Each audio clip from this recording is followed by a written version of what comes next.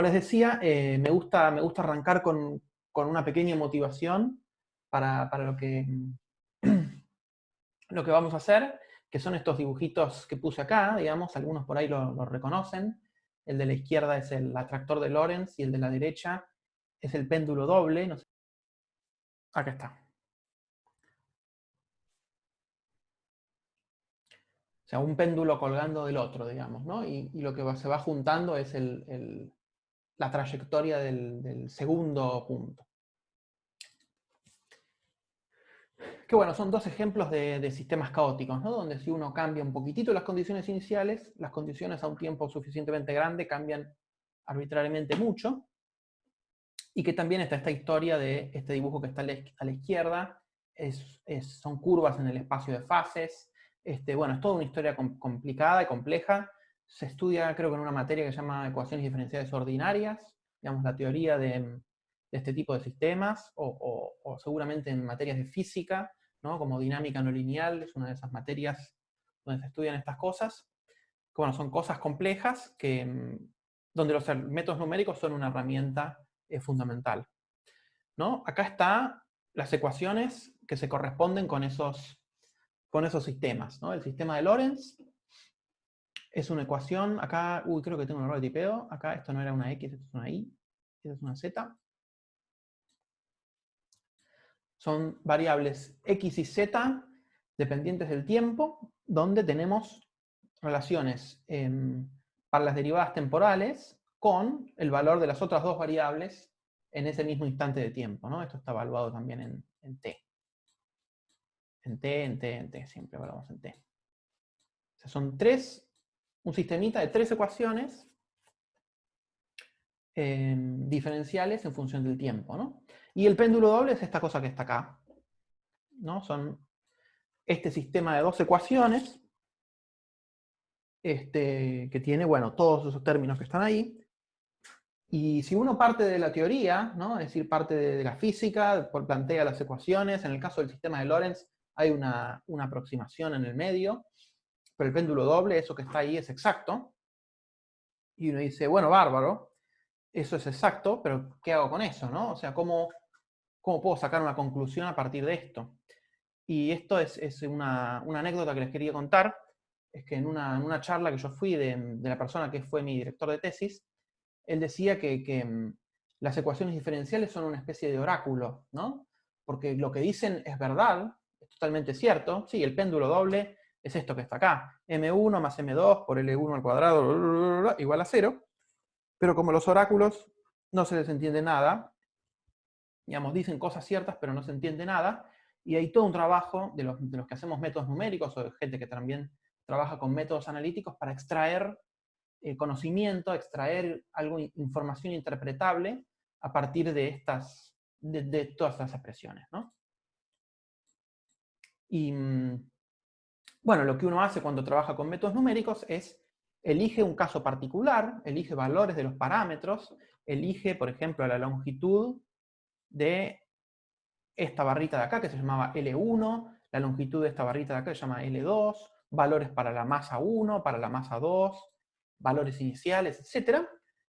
E intenta resolver las ecuaciones numéricamente para obtener una simulación, ¿no? Y después está también en el sistema de Lorentz, uno tiene que elegir todos los parámetros del problema y puede resolver un problema. Y bueno, el primer problema que aparece, la primera dificultad, es, bueno, estamos usando la computadora para generar todos estos dibujos, como que son muy lindos, muy interesantes, pero ¿es correcto eso? O sea, ¿es realmente representativo del sistema físico? ¿Estamos resolviendo realmente las ecuaciones? Eso no es una pregunta abstracta que nos hacemos nosotros, es la pregunta que se hizo Lorentz, según cuentan, cuando estaba obteniendo su resultado. Lo primero que pensó, digamos, cuando él estaba resolviendo su sistema, que lo estaba resolviendo numéricamente, lo primero que se pensó, dijo, no, esto no puede ser así, no puede ser que si yo cambio un poquito, las condiciones iniciales cambien tanto, el resultado final tiene que haber un error numérico, tiene que haber un error en mi código, por ahí introdujo un error de tipeo en mi programa, ¿no? Y se la pasó verificando que su programa fuera correcto, que no tuviera errores de programación, que no tuviera errores numéricos, que los métodos numéricos fueran estables. Esto último que contó Tico de que cuando los errores se acumulan exponencialmente en el tiempo, esto es justamente, está pasando mucho tiempo cuando uno quiere estudiar estos sistemas, y dice, bueno, ¿será que tengo un problema de la estabilidad de mi método numérico? ¿Será que esto que estoy obteniendo es falso? Y bueno, y ahí viene lo que queremos hacer en esta parte de la materia, que es poder dar garantías de cuándo una simulación numérica es correcta, es decir, está cerca, la solución numérica está cerca de la solución exacta con tantos dígitos correctos, ¿no? Queremos poder demostrarlo. Y bueno, vamos ahora a bajar un poco a tierra, digamos, no vamos a poder empezar a trabajar directamente con sistemas no lineales de ecuaciones, sino que vamos a pensar qué pasa cuando tenemos una ecuación sola, ¿no? O sea, las ecuaciones que estuvimos viendo, x' igual a f de t y x.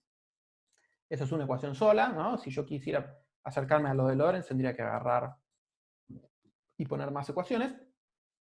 Y este lado derecho, en esta primera parte de la materia, puede ser no lineal. O sea, estamos estudiando un caso donde f es no lineal, o sea, no estamos tan lejos de los sistemitas que están ahí arriba, pero sí vamos a empezar con una sola ecuación y no con un sistema. Y algo que les sugiero para complementar las clases de Tico es que en la bibliografía, en particular, está el apunte tradicional de la materia, que se llama Notas de Cálculo Numérico, de Durán Lasalle Rossi, y esto que vamos a hacer está en el capítulo 8, ¿no? En particular las secciones 8.1 y 8.2, sobre métodos de un paso, y la sección 8.3 va a quedar para el final del curso, porque es sobre métodos más complicados, métodos de muchos pasos. Al final del curso. Así que, bueno, con esa salvedad, voy a empezar. Yo voy a seguir también la notación del Durán Lasalle Rossi, que también es la notación que creo que está en las guías de ejercicios. Y bueno, solo a modo de repaso, digamos, estamos viendo métodos de un paso para una ecuación, que son problemas de esta forma, de lo que está acá arriba. I' de t igual a f de t e i. Tenemos un tiempo inicial 0 y un tiempo final t mayúscula, y condiciones iniciales, ¿no? Y bueno, el paso 0, lo que vamos a hacer siempre, es lo primero que se hace, se discretiza el tiempo. Tomamos una malla que va a ser uniforme, digamos. Malla uniforme, perdón.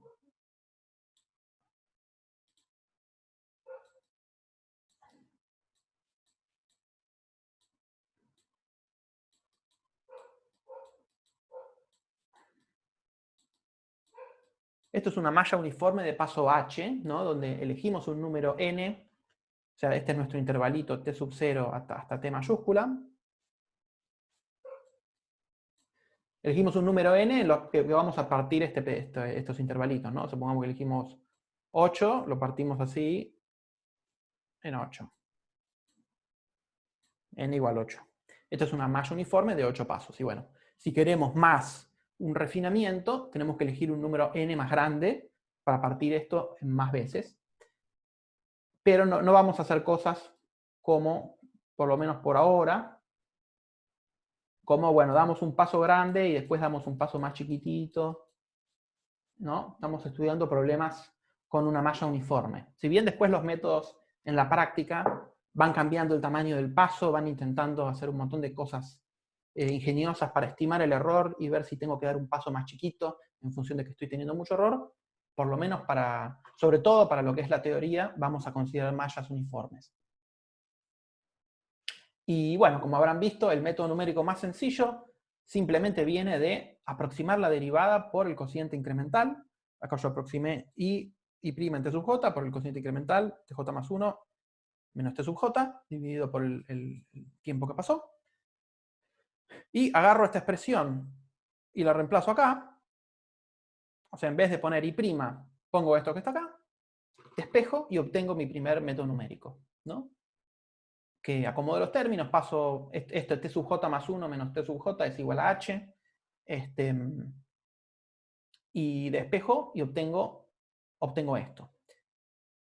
Y un pequeño comentario es que acá, ¿no? Si se acuerdan de la primera guía de punto flotante, uno mira estas cosas, dice, y acá estás restando números parecidos, esto puede llegar a ser malo, y es cierto que acá lo estoy haciendo, acá, pero acá no estoy restando números parecidos. Así que lo primero que quería decir es que no hay que preocuparse por eso, porque en la expresión que tenemos, si bien va a haber, por supuesto, errores de truncamiento, van a ser pequeños porque no hay una resta de números parecidos, o no necesariamente la hay, por ahí adentro de la f sí la hay, o justo tengo mala suerte de que la hay, pero no de lo que era, creo que uno de los últimos ejercicios de la guía 1 era justamente sobre implementar este cociente de diferencias, ver cómo la resta de números parecidos en algún punto me estropea la vida y no puedo calcular nada. Pero acá estamos usando, esta aproximación es buena, en el sentido de la aproximación, y estamos despejando los términos y nos sacamos de encima esta diferencia de números parecidos. Y bueno, esto es algo que uno puede implementar, ¿no? Es una sucesión que empieza, perdón, acá quise, o sea, la sucesión empieza por este valor, I0, y después voy construyendo cada paso en función del valor anterior, y evaluar esta función que me dan como parte del problema en el paso anterior. Esto si ya empezaron con la parte de Python donde ven lo que es un for loop. Un for es justamente una iteración, es hacer algo n veces, ¿no? Uno empieza en 0, después va tomando valores de j, no me acuerdo de la sintaxis, pero lo escribo como en pseudocódigo, digamos. Hay algo que justamente en los lenguajes de programación empieza con una variable j que vale 0, después vale 1, después vale 2, hasta n, y adentro del for va poniendo algo así como, bueno, y la variable i sub n es igual a pa, en función de la variable anterior, ¿no? Y bueno, esto que tienen acá no es muy difícil de programar, y alguno de los ejercicios de Python que ya debería estar viniendo, no sé si tenemos todavía uno más de introducción, pero el primer ejercicio de Python de verdad, más cercano, más específico de la materia, es implementar el método de Euler para resolver ecuaciones diferenciales. Y bueno, ya tenemos este método. Ahora, algo que estuvieron viendo en la teórica es que hay muchos métodos de un paso, digamos, la expresión general es cuando uno pone vamos a poner esta función phi, o sea, vamos a escribir todos los métodos de un paso de esta forma, donde la iteración es de la forma de que agarramos el paso que sigue, tomamos el paso anterior y le sumamos h por phi, por una cierta función phi que uno construye cuando construye el método. Y bueno, el ejemplo trivial que acabo de dar es Euler. En el caso de Euler, la función phi coincide con la f, es lo mismo. Pero en métodos más complicados, la función phi no es la f, es distinta, es más complicada, digamos. Aparecen estas derivadas, o en los métodos de Runge-Kutta uno logra hacerlo, tener orden más alto, pero que no aparezcan las derivadas. Y bueno, solo como recuerdo, la manera de derivar, de obtener el método de Taylor de segundo orden es hacer Taylor, tomar la aproximación correspondiente, reemplazar, calcular estas derivadas, ¿no? Usando la ecuación, calcular estas derivadas usando la ecuación, y uno obtenía el método con esta nueva phi. Y bueno, los ejercicios que van a ver en la guía, algunos son de programación, el que ya sabe programar porque ya aprendió, porque vio algo en alguna otra materia, o porque se quiere mandar, porque lo quiere hacer, ya puede arrancar. Pero hay muchos que son teóricos de análisis del error, ¿no? Y bueno, la herramienta fundamental que vamos a usar es este teorema, que Tico lo dio la clase pasada, creo. Y si no, lo pueden leer en el apunte de Durán, como el teorema 8.2, que dice que para el método de un paso asociado a la función phi, que tiene que ser una función de Lipschitz en la variable i, con constante k, es decir, tiene que verificar esto que está acá, tiene que verificar esta desigualdad, que cuando cambio el i por el i tilde, me aparece, lo puedo acotar por k, por módulo de i menos i tilde, para todo t en el intervalo que me interesa, se tiene esta cota del error global, ¿no?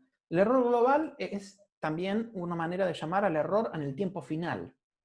O sea, acá estamos mirando un número menos otro número.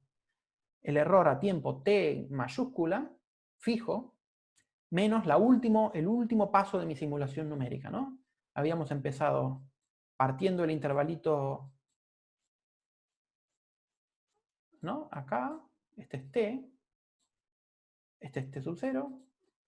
Nuestra simulación numérica fue dando saltitos discretos, pi, pi, pi, pi, pi, pi, pi, pi, pi, y lo único que estamos mirando es el error acá. Es el error global.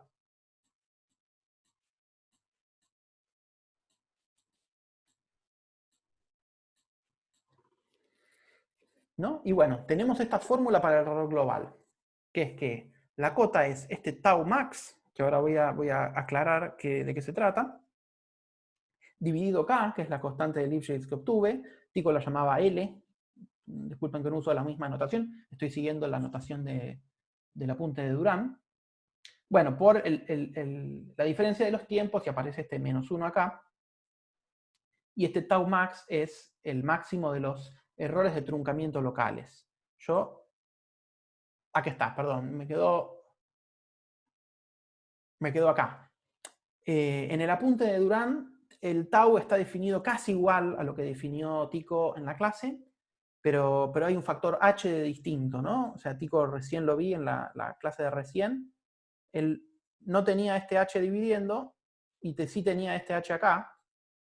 Esto es lo mismo que multiplicar por h, ¿no? Okay, acá aclaro que puede darles algo que puede darles lugar a errores, ¿no? O que muchos órdenes aparecen corridos por 1, es decir, lo que por ahí, cuando uno utiliza la notación del epsilon como error local, los métodos le quedan de orden 3, y cuando utiliza el tau, los métodos quedan de orden 2, pero es simplemente un tema de notaciones. Y en el apunte de Durán y en las guías está tau.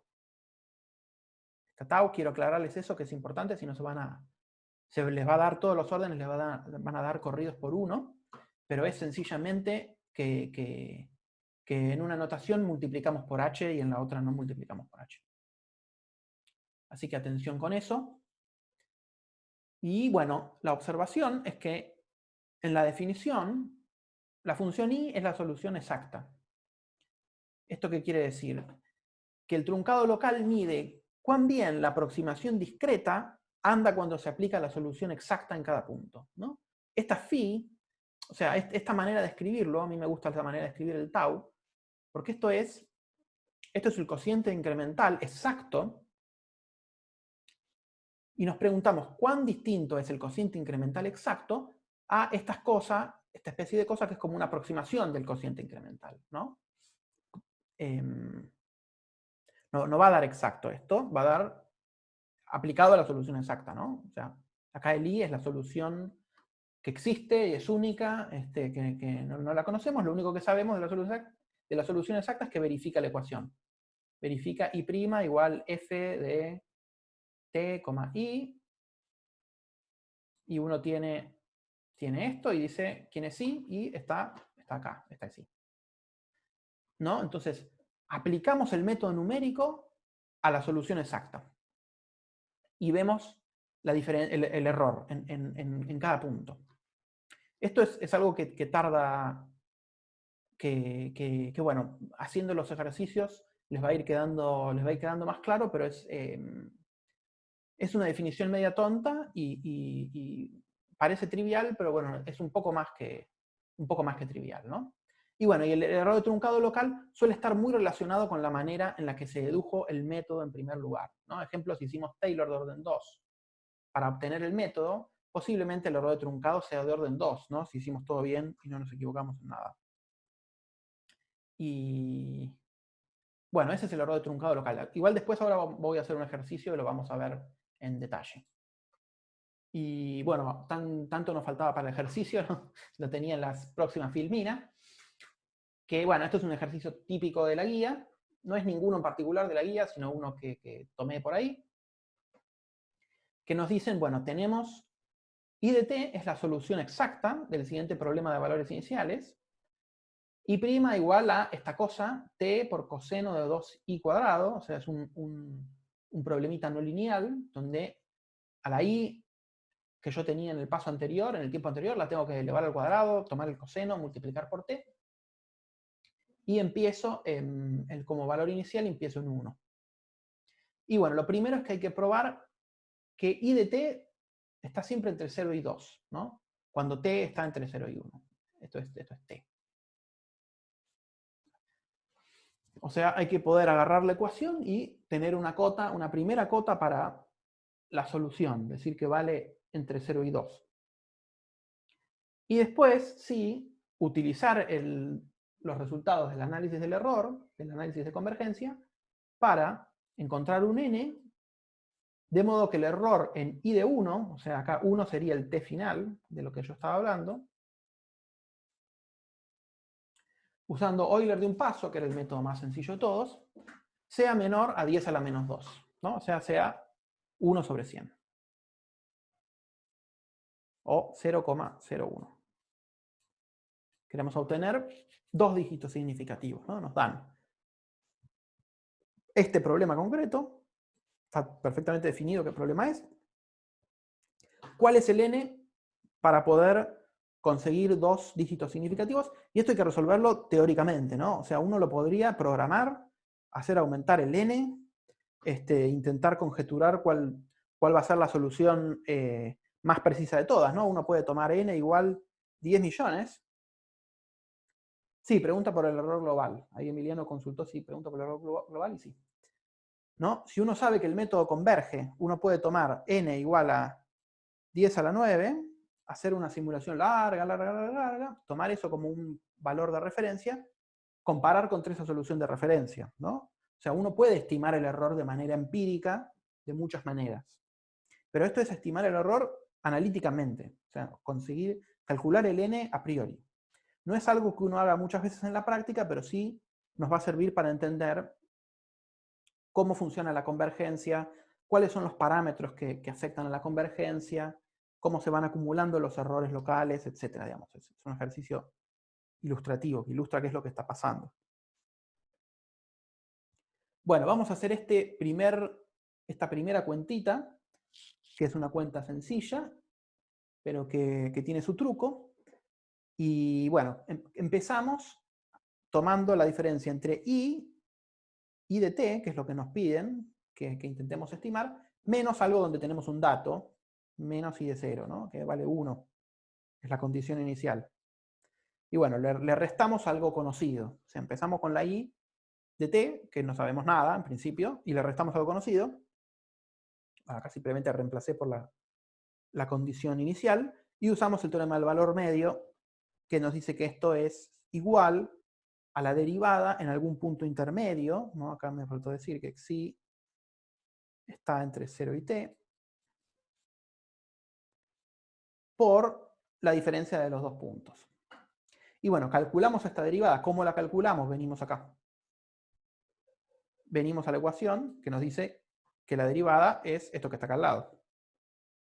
Y bueno, evaluamos esta derivada en un punto intermedio, un valor intermedio, y después tenemos que acotar, y la cota no es nada difícil porque el coseno se acota por 1, y listo, ¿no? Entonces, como t es menor que 1, y xi está entre 0 y t, este es el producto de dos números menores que 1, entonces esto es menor que 1. Y obtuvimos entonces que i de t menos 1 es menor o igual que 1, de lo que uno deduce que i tiene que estar entre 0 y 2. Que es lo que nos pedía en el punto 1 para empezar el ejercicio. Después esta cuenta nos va a servir para hacer las otras cotas, para obtener cotas concretas en la parte que sigue. Y bueno, esto que sigue es un poco más largo, tenemos que hacer un par de pasos, que es que, bueno, tenemos que hallar el n para que el error en i de 1, i a tiempo 1, el error global a tiempo 1, usando Euler de un paso, sea menor a 10 a la menos 2. Y bueno, si recuerdan el teorema que les mostré, necesitamos dos elementos, perdón. Necesitamos la constante de Lifshitz k, de la función phi, tenemos que calcularla, y necesitamos acotar tau, el error de truncado local, que era esta diferencia en aplicar el método numérico a la solución exacta y ver la diferencia. Y bueno, empecemos por la constante de Lipschitz, que es una cuenta similar a la que acabamos de hacer con el teorema del valor medio. Que bueno, en este caso, les recuerdo, acá phi coincide con la f, coincide, pero esto no siempre va a pasar. O sea, a veces el método numérico es más complicado que simplemente poner phi igual a f, por ahí tengo f más la f de x más f de y al cuadrado, no sé qué. Pero acá es sencillamente la phi es igual a la f, que es igual a esto. Y entonces tengo que obtener la constante de Lipschitz de esta función como función de y, ¿no? O sea, la constante de Lipschitz en función de y, de y. Y bueno, tomo la resta, digamos, evalúo lo quiero hacer por definición, ¿no? Evalúo en i y evalúo en i tilde, y tengo que lograr acotar. Y bueno, lo primero que hago, saco t de factor común, y no hago, me queda la resta de los cosenos, digamos, coseno de 2i cuadrado, menos cosenos de 2i tilde cuadrado, y acá hago el teorema del valor medio, tomando y como variable, ¿no? O sea, voy a tener la derivada de esta función respecto de y, ¿no? Por más que hice una variable del tiempo, acá estoy tomando la derivada con respecto a y. Esto es muy común confundirse con estas cosas. Toda esta cosa de Lipschitz es y como variable, digamos. Tomamos y como variable. Y bueno, y al hacer el teorema del valor medio con i, el punto intermedio me va a quedar entre i e i tilde, digamos. Xi es un valor medio entre i e i tilde. Y bueno, la cota del valor medio me sale la derivada de esta funcióncita con respecto a i, me sale un 4 para afuera, una i, cuando derivo, y después, bueno, lo evalúo en el punto intermedio, y me queda esto que está acá. Y bueno, por supuesto el seno lo acotamos por 1, y lo que hay que acotar es el valor medio. Es el módulo de xi. Y bueno, y el módulo de xi, lo único que sabemos es que está acá. Es esto que está acá. Y para acotar esto, tenemos el ítem 1, digamos, donde sabíamos que i, digamos, estaba entre 0 y 2.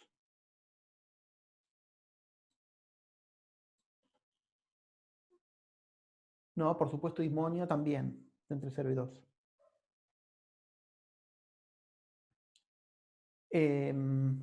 Y bueno, entonces me quedó la cota, me quedó 8, me quedó que k es igual a 8.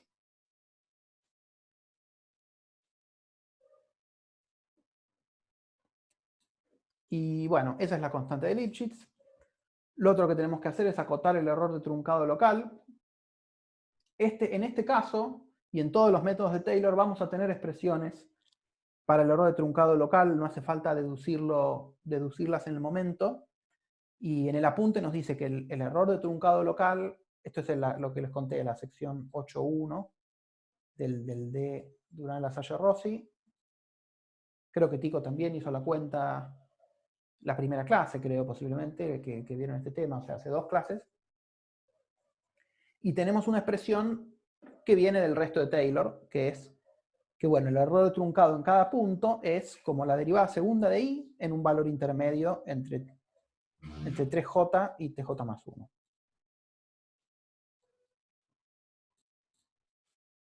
El xj este que está acá, vive acá.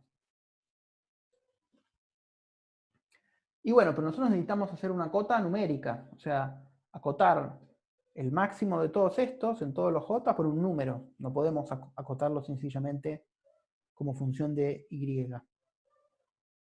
Entonces tenemos que agarrar i doble prima y desarrollar en función de la ecuación que tenemos, ¿no? Les recuerdo que esta era nuestra ecuación. I' igual a t coseno de 2i cuadrado. Entonces podemos derivar a cada lado, ¿no? Yo derivo a cada lado, esto sigue valiendo, porque i es la solución exacta de este problema. Y bueno, y acá está. Y derivada segunda es el lado derecho de la ecuación derivado, ¿no? Y acá calculo la derivada, queda toda esta cosa. Nos vamos a ahorrar los detalles, es la regla de la cadena. Y ahora tengo que acotar esta cosa. Y bueno, tomo módulo, saco factor común el coseno de 2i al cuadrado, me queda esta resta, 1 menos 4t cuadrado por el seno de todo esto. Y por suerte esta cota sale, hacemos una cota medio bestia, digamos. Uno podría querer hacer una cota más fina, pero a los fines de resolver este ejercicio, tomamos desigualdad triangular con la suma, y ya está, y se acabó. Y después volvemos a usar el ítem 1, que decía que i es menor o igual a 2, ¿no? Y bueno, y uno queda que todo esto es menor que 9. Y entonces, como la derivada segunda era menor que 9, volvemos acá, y nos queda que el tau max es menor o igual a 9h sobre 2, ¿no? Esto tiene que ver con que el método es O de h. O de h, recuerdo, usando el tau como definición del error de truncado local, Tycho estaba usando el epsilon, que le quedaba cuadrático, ¿no? Pero bueno, es sencillamente un tema de una convención, ¿no? Si obviamente si tienen una magnitud de orden h y la multiplican por h, les queda de orden h cuadrado. Es una convención nada más. Pero bueno, pueden llegar a confundirse en los enunciados si hay una cosa que se refiere al tau y la otra se refiere al epsilon. Y bueno, en general, toda la guía sigue la notación del tau. Así que bueno, nos quedó el orden que esperábamos, ¿no? Nos quedó orden h, y bueno, y calculamos la constante. O sea, cuando uno dice O de h, uno espera tener esto, una constante por h. Y bueno, la constante la calculamos, hicimos la cuentita y tuvimos la constante.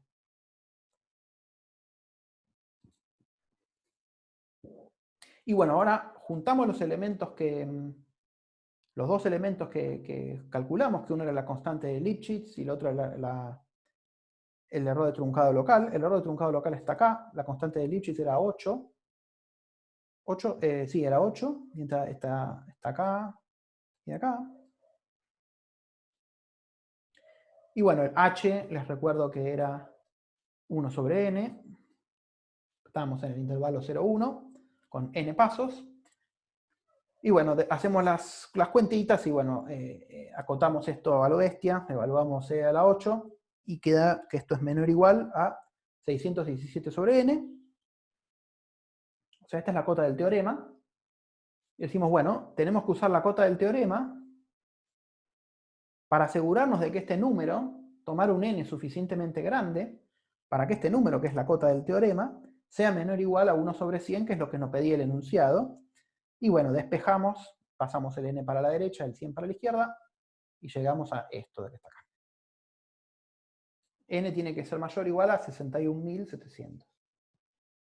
Perdón, ¿por qué la primera línea de cuentas, en el signo igual, por qué hiciste aparecer el n? O sea, 9 sobre 16n pusiste, y antes el n no estaba. Esto, digamos, h es 1 sobre n. Ah, bien, bien, bien. Gracias. Esto yo lo habíamos... Uy.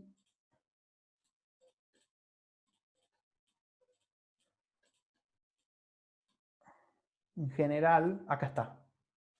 En general vamos a tomar que h es t final menos t inicial dividido n. O sea, discretizamos el tiempo de esta manera, y acá teníamos que t final era 1 y t inicial era 0, entonces quedó h igual a 1 sobre n.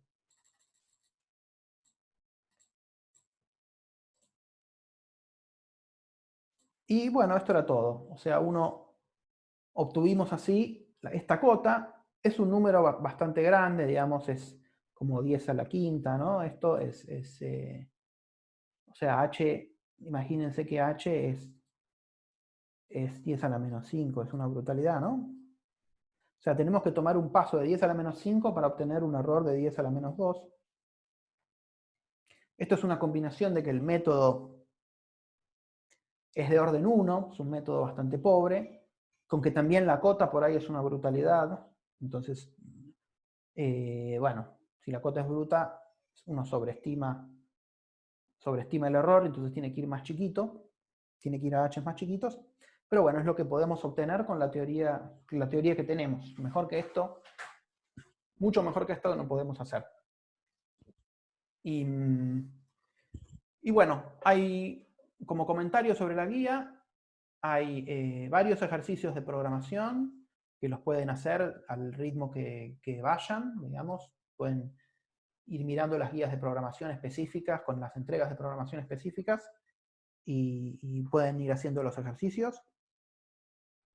No es muy difícil si les gustó resolver problemas más de verdad. Digamos, hay uno de los ejercicios es el sistema predador-presa, que es un sistemita de ecuaciones no lineal, y pide hacer cuentas, programarlo. Lo pueden hacer, digamos, si se familiarizan con Python y saben despejar, digamos, tomar el cociente incremental, despejarlo y programar un for, pueden ir programando estas cosas. Lo más difícil les va a resultar generar los gráficos, ¿no? O sea, hacer los cálculos y tener un montón de números sobre cómo evoluciona el sistema, por ahí no es lo más difícil, pero generar los gráficos es más trabajoso y hay guías, espero que sirva el material que está en la página sobre cómo graficar, si no lo consultan. Y bueno, además de los ejercicios de programación, están ejercicios teóricos de esta forma. Creo que son todos son de esta naturaleza, ¿no? O sea, métodos de un paso, acotar el error local, acotar el error global, calcular la constante de Lipschitz, encontrar el n para que el error global sea menor que tanto. Y bueno, por supuesto hay algunas variantes, no todas las cotas salen igual. El teorema del valor medio hay que saberlo usar, no hay que confundirse la phi con la f, hay que mirar la constante de Lipschitz con respecto a la variable correcta y todas esas cosas que seguro cuando miren la guía van a tener que repasar. Pero bueno, no tiene mucho más misterio que esto de hoy. O sea, es una guía que no es para nada complicada, ya la pueden casi terminar. Hay un ejercicio del que voy a hablar la vez que viene, que lo pueden encarar, pero a ver, esperen que lo busco. Lo pueden encarar si quieren, no tiene nada de misterioso, pero es un poco distinto, aborda temas un poco distintos.